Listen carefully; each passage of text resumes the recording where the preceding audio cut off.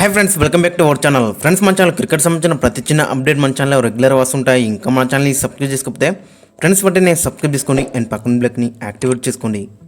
And ఇంకా మన వీడియోని లైక్ చెప్తే ఫ్రెండ్స్ వెంటనే లైక్ చేసి మన వీడియోకి అయితే ఎంట్రీ ఇద్దాం. ఫ్రెండ్స్ తప్పకుండా లైక్ చేయండి. లైక్ చేస్తే మన వీడియో మార్కెట్కి ఫాస్ట్గా రీచ్ అవుతుంది. ఇక పల్లెకిల వేదిక జరిగిన ఇండియా వర్సెస్ శ్రీలంక మొదటి మ్యాచ్లో మన టీమిండియా ఘన విజయం సాధించింది. ఆ టీం టాప్ ఆర్డర్ భయపెట్టిన కానీ కీలకమైన సమయంలో వికెట్లు తీసి 43 పరుగుల తేడాతో అక్కడ టీమిండియా ఘన విజయం సాధించింది. అక్కడ 15th ఓవర్ అనేది చాలా క్రూషల్ అని చెప్పుకోవచ్చు అక్కడ టీమిండియాకి. ఆ 15th ఓవర్లో అక్కడ అక్షర్ పటేల్ ఫస్ట్ బాల్కి వికెట్ తీసిండు, లాస్ట్ బాల్ వికెట్ తీసిండు. అక్కడ పాతు నిశంక ఫస్ట్ బాల్కి వికెట్ తీసిండు అండ్ కుశల్ పెరేరాది లాస్ట్ బాల్కి వికెట్ అయితే తీసిండు. ఆ 15th ఓవర్ మెయిన్ అని చెప్పుకోవచ్చు టీమిండియాకి. అక్కడనే మ్యాచ్ అనేది మనకి పైపు టర్న్ అయింది. లేదంటే సింపుల్గా అక్కడ శ్రీలంక వాళ్ళు గెలిచి ఉండేవారు. బట్ అక్కడ ఆ ఓవర్ అనేది చాలా క్రూషల్ అని చెప్పుకోవచ్చు మన టీమిండియా పాయింట్ ఆఫ్ వ్యూ మనం చూసుకుంటే. ఇక మన టీమిండియా టాస్ ఓడి ఫస్ట్ బ్యాటింగ్ అయితే వేసింది. మరి నిర్ణీత 20 ఓవర్లో 213 స్కోర్ వేసింది 7 వికెట్ల నష్టానికి. అక్కడ ఓపెనర్లు ఇద్దరు కూడా మంచిగా రాణించారు 200 స్ట్రైక్ రేట్తోని. ఇక తర్వాత సూర్యకుమార్ యాదవ్, రిషబ్ పంత్ కూడా కంటిన్యూ చేసిళ్ళు. రిషబ్ పంత్ ఇనిషియల్ కొంచెం ఇబ్బంది పడ్డాని తర్వాత అయితే మంచిగానే యాక్సిలేషన్ అయితే పెంచిండు. ఇక హార్దిక్ పాండ్యా ఇబ్బంది పడ్డాడు. రియాన్ పరాగ్ కూడా కొంచెం డిసప్పాయింట్ అయితే వేసిండు బ్యాటింగ్లో. రింకూ సింగ్ కూడా పెద్ద అవకాశం అయితే రాలేదు అతనికి. ఇక బౌలింగ్లో మనలు చూసుకుంటే మరి అందరు కూడా మంచిగా రానిచ్చిళ్ళు. ఎక్స్పెక్ట్ అక్కడ హార్దిక్ పాండ్యా కొంచెం టూ మచ్ ఎక్స్పెన్సివ్ అయితే ప్రూవ్ అయిండు. ఓవర్లో చూసుకుంటే మరి మనోళ్ళు అయితే ఆల్రౌండర్ ప్రదర్శన అయితే చేసిళ్ళు.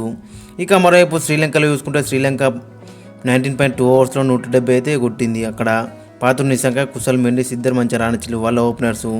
పాతూరు నిశంక 79 కొట్టింది 45 బాల్లో, కుశల్ మెండిస్ 45 కొట్టింది 27 బాల్లో. ఇద్దరు కూడా మంచి స్ట్రైక్ రేట్తో అక్కడ చాలా భయపెట్టిల్లని చెప్పుకోవచ్చు. బట్ అక్కడ మన బౌలర్స్ వచ్చేసి క్రూషల్ టైంలో వికెట్స్ అయితే తీసుకున్నారు. అందువలన మ్యాచ్ అయితే గెలిచింది.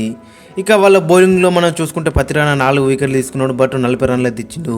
ఇక మధుశంక, ఆసిత ఫెర్నాండో, వనిందు అస్రంగా చెరవ వికెట్ అయితే తీసుకున్నారు. ఓవరాల్గా చూసుకుంటే మన టీంని మటు బ్యాటింగ్లో అని బౌలింగ్లో అని ఈక్వల్గా రానిచ్చి అక్కడ మ్యాచ్ అయితే గెలిచిందని చెప్పుకోవచ్చు. అందరు కూడా కాంట్రిబ్యూషన్ అయితే వేసిళ్ళు. ఇక నెక్స్ట్ మ్యాచ్ వచ్చేస్తే మరి ఇదే గ్రౌండ్లో జరగబోతుంది. ఇక ఈ సెకండ్ మ్యాచ్కి మన టీం యొక్క తుది జట్టు అయిన కాంబినేషన్ ఒకసారి మనం చూసుకుంటే ఓపెనర్స్ అక్కడ జేస్వర్ అండ్ శుభన్ గిల్ అయితే ఇద్దరు బరిలోకి దిగుతారు. ఇక శుభన్ గిల్ మరి లాస్ట్ మ్యాచ్లో మనం చూసినాక మంచిగా రానిచ్చింది. అక్కడ 16 బాల్లో 34 అయితే కొట్టిండు. అక్కడ 4 4లో ఒక 6, 212 స్ట్రైక్ రేట్తోని. బట్ అక్కడ స్టార్ట్ మంచిగా దొరికినప్పుడు కూడా పెద్ద నక్కింది అయితే కనబడలేకపోయిండు. 34 కొట్టిండు 16 బాల్లో. మరి చూడాలి మరి ఈ మ్యాచ్లో ఏమైనా పెద్ద ఇన్నింగ్స్ వస్తుంది అనేది. ఎందుకంటే లాస్ట్ సిరీస్లో మనం చూసినాక జింబాబ్వే సిరీస్లో అక్కడ స్ట్రైక్ రేట్ అనేది కొంచెం ఇబ్బంది అయితే ఉంది. బట్ ఇక్కడైతే స్ట్రైక్ రేట్ అయితే ఇంప్రూవ్ చేసుకున్నాడు. 212 స్ట్రైక్ రేట్తో అక్కడ 34 అయితే కొట్టిండు. బట్ అయితే దాన్ని అయితే పెద్ద నక్కింది అయితే కనబడలేకపోయిండు. ఇక మరో ఓపెనర్ వచ్చేసి అక్కడ జైస్వాల్ కూడా మరి బాల్ 1 నుంచి స్టార్ట్ చేసిండు. అక్కడ 21 బాల్స్లో 40 అయితే కొట్టిండు. 5 4s 2 6s 190 స్ట్రైక్ రేట్తోని. అక్కడ జింబాబ్వే సిరీస్లో ఎక్కడైతే ఆపిండో మరి అక్కడ నుంచే మళ్ళీ స్టార్ట్ చేసినా చెప్పుకోవచ్చు. మరి బాల్ 1 నుంచి ఇతను కూడా అటాకింగ్ అయితే వేసిండు. ఇతను కూడా మంచి స్టార్ట్ దొరికింది కానీ దాన్ని పెద్ద నక్కింది అయితే కనబడలేకపోయిండు. మరి ఇతని దగ్గర నుంచి ఒక పెద్ద ఇన్నింగ్స్ వస్తే మాత్రం చాలా బెటర్ అయితే ఉంటుంది ఈ మ్యాచ్లో.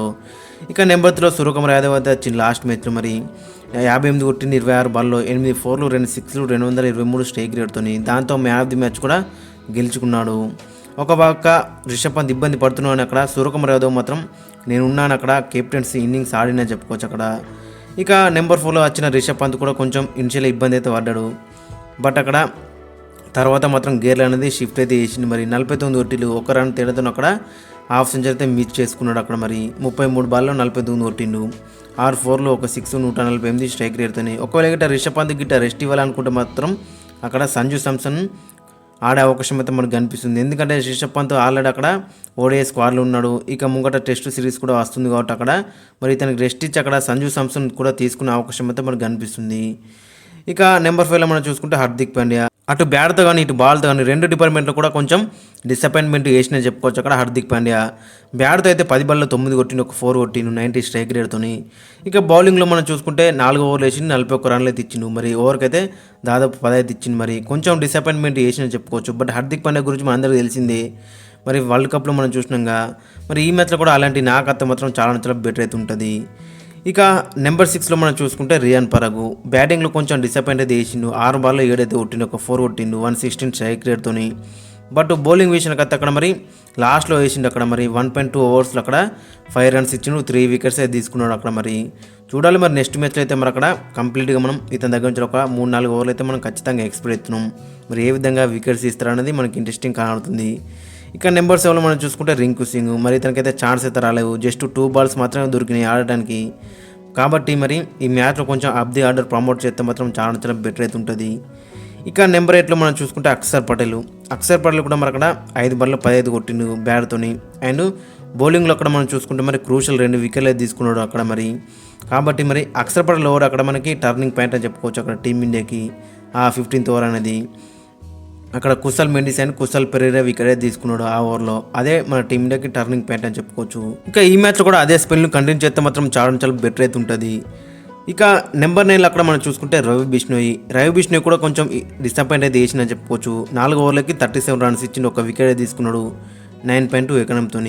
బట్ రవి బిష్ణోయ్కి అక్కడ ఇంజూరీ అయితే అయింది. మరి ఈ మ్యాచ్ ఆడతాడు అనేది కొంచెం డౌట్ అయితే ఉంది. ఒకవేళ గిట్ట ఆడకపోతే మాత్రం అక్కడ సుందర్కి ఛాన్స్ ఇచ్చే అవకాశం అయితే మనకు కనిపిస్తుంది. సుందర్ కూడా లాస్ట్ సిరీస్లో మనం చూసినాక ప్లేయర్ ఆఫ్ ది సిరీస్ అయితే గెలుచుకున్నాడు. ఈ చేంజెస్ కూడా చేసే అవకాశం అయితే మనకు కనిపిస్తుంది. ఇక నెంబర్ 10లో అక్కడ చూసుకుంటే హర్షదీప్ సింగ్ కూడా మరి అక్కడ మంచిగా రానిచ్చిండు అక్కడ. మరి పవర్ ప్లేలో కూడా మంచిగా రానిచ్చిండు అండ్ డెత్లో కూడా అక్కడ మంచిగా రానిచ్చిండు. 3 ఓవర్లు వేసిండు, 24 రన్స్ ఇచ్చిండు, 2 క్రూషల్ వికెట్ అయితే తీసుకున్నాడని చెప్పుకోవచ్చు అక్కడ 8 ఎకనంతో. ఇక నెంబర్ 11లో అక్కడ మనం చూసుకుంటే మొహమ్మద్ సిరాజ్ పవర్ ప్లేలో మంచిగా రానిచ్చిండు. ఫస్ట్ ఓవర్ మంచిగా రానిచ్చిండు, సెకండ్ ఓవర్లో కొన్ని రన్స్ అయినా అని అక్కడ మళ్ళీ డెత్లో వచ్చి అక్కడ ఒక వికెట్ తీసుకున్నాడు. ఓవరాల్గా చూసుకుంటే మరి అందరి దగ్గర నుంచి కూడా మంచి పర్ఫార్మెన్స్ అయితే మనకు కనబడ్డది. ఇక ఫైనల్ ఒకసారి ప్లేయింగ్ లైన్ ఒకసారి మనం చూసుకుంటే అక్కడ ఎస్ఎస్ జైస్వాల్ అండ్ శుభ్మన్ గిల్ ఓపెనింగ్లో బర్లకు దిగితే, నెంబర్ 3లో రిషబ్ పంత్, సంజు శాంసన్, నెంబర్ 4లో సూర్యకుమార్ యాదవ్, నెంబర్ 5లో హార్దిక్ పాండ్యా, నెంబర్ 6లో రియాన్ పరాగ్, నెంబర్ 7లో రింకు సింగ్, నెంబర్ 8లో అక్షర్ పటేల్, నెంబర్ 9లో రవి బిష్ణోయ్, సుందర్, నెంబర్ 10లో హర్షదీప్ సింగ్, నెంబర్ 11లో మొహమ్మద్ సిరాజ్. ఓవరాల్గా కాంబినేషన్ చూసుకుంటే మాత్రం చాలా డెడ్లీ అయితే కనబడుతుంది. అక్కడ బౌలింగ్ ఆప్షన్స్ కూడా మనకి 2 many అయితే కనబడుతున్నాయి. అక్కడ రియాన్ పరాగ్ కూడా లాస్ట్ మ్యాచ్లో అక్కడ 3 వికెట్లు తీసుకున్నాడు అండ్ అక్కడ హార్దిక్ పాండ్యా కనబడుతున్నాడు. ఇక సుందరు ఓవరాల్గా మనకు అక్కడ బౌలింగ్ ఆప్షన్స్ మాత్రం 2 many కనబడుతున్నాయి. ఇక బ్యాటింగ్ కూడా మనకి నెంబర్ 8 రకం మనకి కనబడుతుంది. కాబట్టి కాంబినేషన్ మాత్రం చాలా డెడ్లీ అయితే కనబడుతుంది. ఇక ఏమైనా చేంజెస్ ఉంటాయంటే అక్కడ మరి రిషబ్ పంత్ ప్లేస్లో సంజు శాంసన్ తీసుకొచ్చే అవకాశం ఉంటుంది. అండ్ అదే అక్కడ రవి బిష్ణోయ్ ప్లేస్లో సుందర్కి ఛాన్స్ అయితే బెటర్ అయితే ఉంటుంది. ఇవే 2 చేంజెస్ చేసే అవకాశం అయితే మనకు కనిపిస్తుంది మన టీమిండియా. చూడాలి మరి అక్కడ టీం మేనేజ్మెంట్ ఎలాంటి నిర్ణయం తీసుకుంటుందో. ఇక మరోవైపు అక్కడ శ్రీలంక చూసుకుంటే మరి శ్రీలంక మంచిగా రాణించిందని చెప్పుకోవచ్చు. మరి మ్యాచ్ ఓడిపోయినా కానీ అక్కడ వాళ్ళ ఓపెనర్స్ కానీ వాళ్ళ బౌలింగ్ అక్కడ మనం చూసుకుంటే పతిరానా కానీ అక్కడ వనిందు ఆసరంగా వీళ్ళైతే మంచిగా రాణించాలని చెప్పుకోవచ్చు. మరి మిగతా వాళ్ళ దగ్గర నుంచి కాంట్రిబ్యూషన్ అయితే మాత్రం చాలా బెటర్ అయితే ఉంటుంది. ఖచ్చితంగా అక్కడ మన టీమిండియాలో అక్కడ మరి 2 మార్పులు అయితే చేసే అవకాశం అయితే మనకు కనిపిస్తుంది. ఒకవేళ గిట్ట అక్కడ రిషబ్ పంత్కు రెస్ట్ ఇచ్చి అక్కడ సంజు శాంసన్ తీసుకొచ్చే అవకాశం అయితే మనకు కనిపిస్తుంది. అండ్ బిష్ణోయ్కి ఇంజూరీ అయింది కాబట్టి అక్కడ సుందర్కి ఛాన్స్ ఇచ్చే అవకాశం అయితే మనకు కనిపిస్తుంది. ఫ్రెండ్స్ మరి మీ యొక్క ఒపీనియన్ అయితే కింద కామెంట్స్లో అయితే మెన్షన్ చేయండి అండ్ మీ యొక్క ప్లేయింగ్ లైన్ కూడా కింద కామెంట్స్లో అయితే మెన్షన్ చేయండి.